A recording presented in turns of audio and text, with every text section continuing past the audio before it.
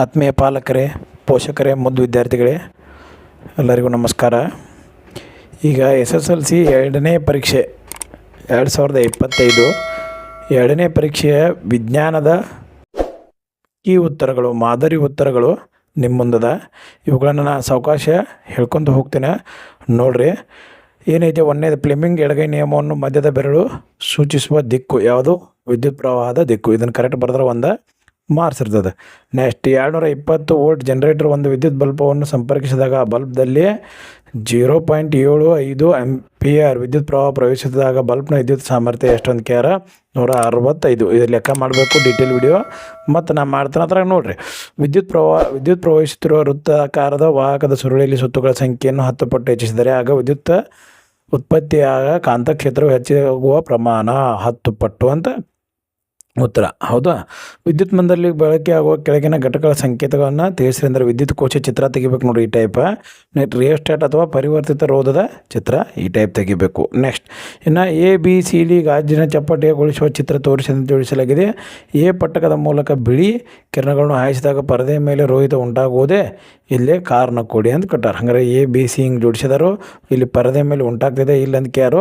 ಹೌದು, ಪರದೆ ಮೇಲೆ ರೋಹಿತ ಉಂಟಾಗ್ತದೆ. ಹೌದು, ಯಾಕಂದರೆ 7 ಬಣ್ಣಗಳನ್ನು ವಿಭಜಿಸುತ್ತದೆ ಮತ್ತು 7 ಬಣ್ಣಗಳು ಪುನರ್ಮಿಲನ ಸಂಯೋಜನೆ ಮಾಡಿ ಬಿಳಿ ಬೆಳಕನ್ನು ಪರಿವರ್ತಿಸುತ್ತದೆ. ಮತ್ತು C ಘಟಕ ಈ ಬಿಳಿ ಬಣ್ಣವನ್ನು ಮತ್ತು 7 ಬಣ್ಣಗಳಾಗಿ ವಿಭಜಿಸುತ್ತದೆ. ಇದನ್ನು ಬರೆದ್ರಪ್ಪ ಅಂದ್ರೆ 1 ಮಾರ್ಕ್ಸ್ ನೋಡಿ. ಹೌದಾ? ಇಲ್ಲಿಂದ 7 ಬಣ್ಣ ಆಗ್ತಾವೆ. ನೆಕ್ಸ್ಟ್ ಅಲ್ಲಿಂದ ಮತ್ತು ಈ ಕಡೆ 7 ಬಣ್ಣ ಅದಂತಲೇ ಇದು 7 ಬಣ್ಣ ಹೊಡೆದು 1 ಬಣ್ಣ ಆಕೈತಿ. ಮತ್ತು 1ನಿಂದ 7 ಬಣ್ಣ ಆಗಿ ಪರದೆ ಮೇಲೆ ಬಿಡ್ತೈತಿ. ಕರೆಕ್ಟಾ? ಈ ಟೈಪ್ ಐತಿ. ನೆಕ್ಸ್ಟ್ ಬೆಳಕಿನ ವಕ್ರೀಭವನ ನಿಯಮಗಳನ್ನು ನಿರೂಪಿಸಿ ಅಂದರು. ಈ ನಿಯಮಗಳನ್ನು ಬರಿಬೇಕು. ಕರೆಕ್ಟಾ? ನೆಕ್ಸ್ಟ್ ಇನ್ನು ಮುಂದೆ ಇಲ್ಲಿ ಗೃಹ ವಿದ್ಯುತ್ ಮಂಡಲದಲ್ಲಿ ಓವರ್ಲೋಡನ್ನು ತಪ್ಪಿಸಲು ಯಾವ ಮುನ್ನೆಚ್ಚರಿಕೆ ಕ್ರಮಗಳನ್ನು ತೆಗೆದುಕೊಳ್ಳಬೇಕು ಅಂತ ಕೇಳಿದಾರೆ. ಇವು ಮತ್ತು ಲೋಹದ ಮೇಲ್ಮೈ ಹೊಂದಿರುವ ವಿದ್ಯುತ್ ಉಪಕರಣಗಳು ಭೂ ಸಂಪರ್ಕಗೊಳಿಸುವುದು ಅಗತ್ಯತೆ ಏನು ಅಂತ ಕೇಳಿದಾರೋ ಇದರ ಉತ್ತರ ಕರೆಕ್ಟಾಗಿ ಬರೀಬೇಕು. ಹೌದಾ? ನೆಕ್ಸ್ಟ್ ಚಿತ್ರವನ್ನು ಗಮನಿಸಿ ಮತ್ತು ಕೆಳಗೆ ಕೊಟ್ಟಿರೋ ಪ್ರಶ್ನೆಯನ್ನು ಉತ್ತರಿಸಿ ಅಂತ ಕೊಟ್ಟಿದ್ದಾರೆ. ಹೌದು, ಎ ಅಥವಾ ಬಿ ಪ್ರಶ್ನೆ ಐತಿ ನೋಡಿರಿ. ಇದು ಅಥವಾ ಪ್ರಶ್ನೆ ಐತಿ. ಅಥವಾ ಪ್ರಶ್ನೆ ಒಳಗೆ ನೀವೇನು ಮಾಡಿರಿ, ಕರೆಕ್ಟಾಗಿ ಬರ್ರಿ. ಓವರ್ಲೋಡನ್ನು ತಪ್ಪಿಸಲು ಮುನ್ನೆಚ್ಚರಿಕೆ ಕ್ರಮಗಳು ಯಾವ ಅಂತದಾವು ಇವುಗಳನ್ನ ನೀಟಾಗಿ ನೋಡ್ಕೊರಿ, ಬರೀರಿ. ನೆಕ್ಸ್ಟ್ ಇಲ್ಲೇ ಮತ್ತೊಂದು ಪ್ರಶ್ನೆ ಅಥವಾ ಪ್ರಶ್ನೆ ಐತಲ್ಲ, X ತುದಿ ಕಡೆಗೆ ಹರಿಯುತ್ತದೆ. ಹೌದು, ಮೇಲಿನಿಂದ ಕೆಳಕ್ಕೆ ಯಾವುದಾದ್ರೂ ಒಂದು ಬರಿ ಅಂದಿರು, ಅದಕ್ಕೆ ಇದನ್ನು ಬರಿಬೇಕು. ಹೆಬ್ಬೆರಳು ನಿಯಮ ಐತಿ, ಇದನ್ನು ಬರಿಬೇಕು. ನೆಕ್ಸ್ಟ್ ಒಂದು ಲೆಕ್ಕ ಕೊಟ್ಟಿದ್ದಾರೋ, ಇದನ್ನು ಲೆಕ್ಕ ನೀವು ನೀಟಾಗಿ ಬಿಡಿಸ್ಕೊಂಡ್ರೆ ಕರೆಕ್ಟ್ 3 ಮಾರ್ಕ್ಸ್ ನಿಮ್ಗೇನಾಗಿರ್ತಾವೆ, ಬಿದ್ದಿರ್ತಾವೆ. ಇಲ್ಲೇ ಐತೆ ಡೀಟೇಲ್ ಲೆಕ್ಕಗಳ ವಿಡಿಯೋಗಳನ್ನ ಮತ್ತು ನಾನು ಮಾಡಿರ್ತಾನೋ ಅದ್ರಾಗ ನೋಡಿ ಲೈಕ್ ಮಾಡಿರಿ, ಶೇರ್ ಮಾಡಿರಿ, ಸಬ್ಸ್ಕ್ರೈಬ್ ಮಾಡಿರಿ. ನೋಡಿರಿ, ಇಂಥ ಇಂಪಾರ್ಟೆಂಟ್ ಲೆಕ್ಕ ಇವ ಚಿತ್ರಗಳು ಬೀಳ್ತಾವೆ. ಪೀನ ಮಸೂರದ ಮುಂದೆ F1 ಮತ್ತು F2ಗಳ ಮಧ್ಯೆ ವಸ್ತುವೊಂದನ್ನು ಇರಿಸಿದಾಗ ಉಂಟಾಗುವ ಪ್ರತಿಬಿಂಬದ ರೇಖಾಚಿತ್ರವನ್ನು ಬರೆಯಿರಿ. ಉಂಟಾಗುವ ಪ್ರತಿಬಿಂಬದ ಸ್ವಭಾವ ಮತ್ತು ಸ್ಥಾನವನ್ನು ತಿಳಿಸಿ ಅಂತ ಕೊಟ್ಟಿದ್ದರು. ಇದನ್ನು ಈ ಟೈಪ್ ನೀವೇನು ಮಾಡಬೇಕು, ಬರಿಬೇಕು. ನೆಕ್ಸ್ಟ್ ಮುಂದೆ ದಿಕ್ಸೂಚಿ ಉಪಯೋಗಿಸಿಕೊಂಡು ದಂಡಕಾಂತ ಒಂದು ಸುತ್ತಲೂ ಉಂಟಾಗುವ ಕಾಂತೀಯ ಬಲರೇಖೆಗಳು ಹೀಗೆ ಗುರುತಿಸಿರಿ. 2 ಕಾಂತೀಯ ಬಲರೇಖೆಗಳು ಒಂದನ್ನೊಂದು ಛೇದಿಸುವುದಿಲ್ಲ, ಏಕೆ? ಅವುಗಳನ್ನು ಇಲ್ಲೇ ಇದು ನೋಡಿರಿ, ಉತ್ತರ ಬರೀರಿ. ನೆಕ್ಸ್ಟ್ ಈ ಪ್ರಶ್ನೆಗಳಿಗೆ ಉತ್ತರಿಸಿ ಅಂತ ಕೊಟ್ಟರು. 4 ಮಾರ್ಕ್ಸ್ಗೆ ವಾತಾವರಣದಲ್ಲಿ ಕಾಮನಬಿಲ್ಲು ಉಂಟಾಗುವ ವಿದ್ಯಮಾನವನ್ನು ವಿವರಿಸಿ. ನಕ್ಷತ್ರಗಳು ಏಕೆ ಮುನಿಗುತ್ತವೆ? ಇದು ಅಥವಾ ಪ್ರಶ್ನೆ ಐತಿ, ಇದನ್ನೇ ಬರಿಬೇಕು. ಸಮೀಪ ದೃಷ್ಟಿ ಎಂದರೇನು? ಈ ದೋಷಕ್ಕೆ ಕಾರಣಗಳನ್ನು ತಿಳಿಸಿ. ಕಣ್ಣಿನ ಹೊಂದಾಣಿಕೆ ಸಾಮರ್ಥ್ಯ ಎಂದರೇನು? ದೂರದ ವಸ್ತುಗಳನ್ನು ನೋಡಿದಾಗ ಕಣ್ಣಿನಲ್ಲಿ ಉಂಟಾಗುವ ಬದಲಾವಣೆಗಳು ಯಾವುವು? ಇಲ್ಲಿ ಉತ್ತರ ಐತಿ. ಈ ಟೈಪ್ ನೀವು ಉತ್ತರ ಬರೆದಿರ ಮಾರ್ಕ್ಸ್ಗಳು ನಿಮ್ಗೆ ಈಸಿಯಾಗಿ ಸಿಗುತ್ತಾವು. ನೆಕ್ಸ್ಟ್ ಸಮೀಪ ದೃಷ್ಟಿ ದೋಷಿ, ದೂರದೃಷ್ಟಿ ಅದರ ಕಣ್ಣಿನ ಹೊಂದಾಣಿಕೆ ಅಂದರೇನು? ಇವೆಲ್ಲ ಅದಾವೆ. ನೆಕ್ಸ್ಟ್ ಇನ್ನು ಮುಂದೆ 5 ಮಾರ್ಕ್ಸಿನ ಒಂದು ಪ್ರಶ್ನೆ ಐತಿ. ವಿಭವಾಂತರ ಎಂದರೇನು? ಗೃಹ ವಿದ್ಯುತ್ ಮಂಡಲದಲ್ಲಿ ವಿದ್ಯುತ್ ಉಪಕರಣಗಳನ್ನು ಸಮಾಂತರವಾಗಿ ಜೋಡಿಸುವಾಗುವ ಅನುಕೂಲಗಳು ಯಾವುವು? ಓಮ್ನ ನಿಯಮವನ್ನು ತಿಳಿಸಿ. ವಿದ್ಯುತ್ ರೋಧ ಎಂದರೇನು? ಇದು ಯಾವ ಅಂಶದ ಮೇಲೆ ಅವಲಂಬಿತವಾಗಿದೆ? ನೋಡಿರಿ, A B ಎರಡು ಬರೆದ್ರೆ 5 ಮಾರ್ಕ್ಸು. ನೀಟಾಗಿ ಇವನ್ನ ನೋಡ್ಕೊರಿ. ಈ ಪ್ರಕಾರವಾಗಿ ನೀವೇನು ಮಾಡಿರಿ, ಬರೆದಿರ್ಬೇಕು ನೋಡಿರಿ. ಹೌದಾ? ನೆಕ್ಸ್ಟ್ ಈ ವಿಡಿಯೋಗಳು ಪೌಸ್ ಮಾಡಿರಿ, ನೀವು ಉತ್ತರಗಳನ್ನ ಬರ್ಕೋರಿ ಮತ್ತು. ನೆಕ್ಸ್ಟ್ ಮುಂದೆ ಭಾಗ B ಹೌದಿಲ್ಲ, ರಸಾಯನಶಾಸ್ತ್ರ, ಅದು ಫಿಸಿಕ್ಸ್ ಅಥವಾ ರಸಾಯನಶಾಸ್ತ್ರ.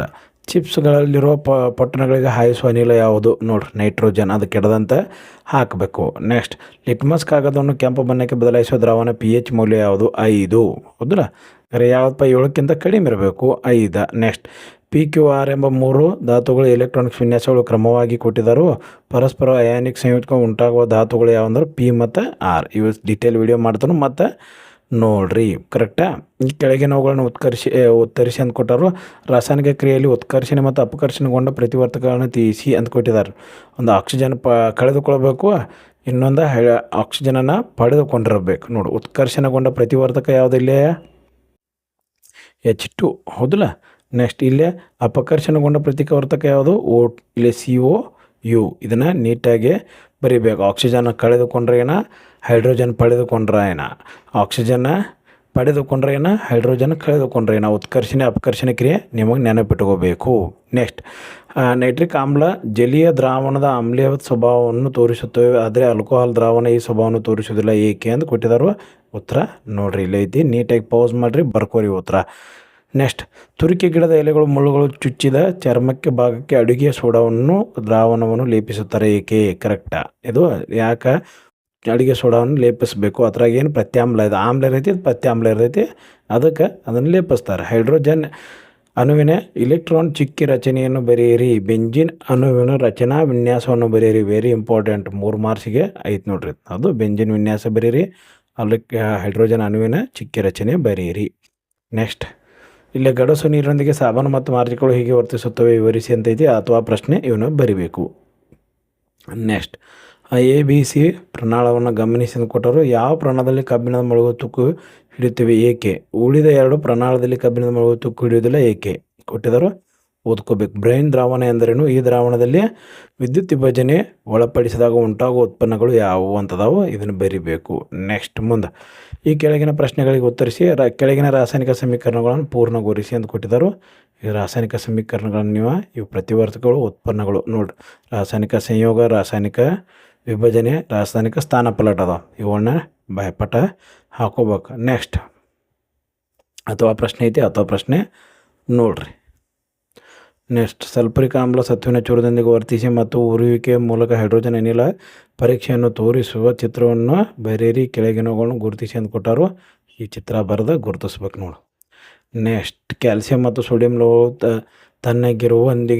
ತಣ್ಣೀರಿನೊಂದಿಗೆ ಹೇಗೆ ವರ್ತಿಸುತ್ತವೆ, ವಿವರಿಸಿ. ಇವನ್ನ ಆನ್ಸರ್ ಬರಿಬೇಕು. 4 ಮಾರ್ಕ್ಸಿಂದ ಐತಿ. ಕಾರ್ಬನ್ ಸಂಯುಕ್ತ ಸಂಕಲನ ಕ್ರಿಯೆ ಆದೇಶನ ಕ್ರಿಯೆಗಿಂತ ಹೇಗೆ ಭಿನ್ನವಾಗಿ, ಪ್ರತಿಯೊಂದಕ್ಕೂ ಉದಾಹರಣೆ ಕೊಡಿ. ಸಂಕಲನ ಕ್ರಿಯೆ ಕೆಳಗಿನ ರಚನಾ ಸೂತ್ರವನ್ನು ಹೊಂದಿರುವ ಕಾರ್ಬನ್ ಸಂಯುಕ್ತಗಳನ್ನು ಹೆಸರಿಸಿ.